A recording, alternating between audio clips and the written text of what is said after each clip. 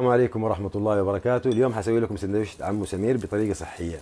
جاتني استفسارات كثير من متابعين، وأخص هنا أم لؤي اللي تعاني من مشاكل صحية عديدة.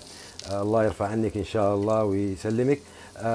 حنجيب يا ماما كوسة شريحتين، ونجيب الفطر 3 شرايح، ونجيب الفلفل الرومي. طبعا انتقدوني انه انا بصور بيدي، طبعا انا بطبخ لنفسي فانا ما حقرف من نفسي، لكن هحاول ان انا ما المس الطعام بشتى الوسائل. انا احب اطبخ بيدي بصراحه.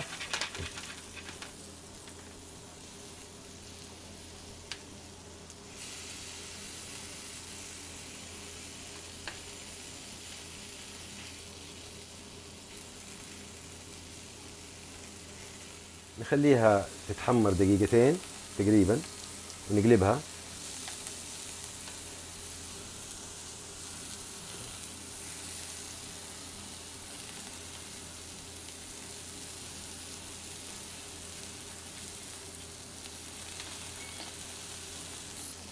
طبعا بعد ما حمرت الخضار نسمي بالرحمن ونحط بيضتين.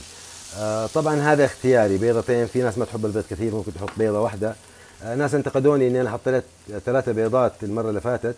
لا، انا ما حطيت 3 بيضات، انا حطيت بيضة واحدة وصفارين، لاني اروح النادي وفي النادي نصحوني انا اكل بيض عشان البروتين. نجيب الجبنة، جبنة قشقوان قليلة الدسم، يعني فيها شوية دسم لكن ماشي الحال. وبطلنا من البارميزان، ما حنحط بارميزان. ونحط عيش النخالة، ونبدأ بالأطراف، في الأطراف بفك البيض الملتصق تجهيزا لقلبها.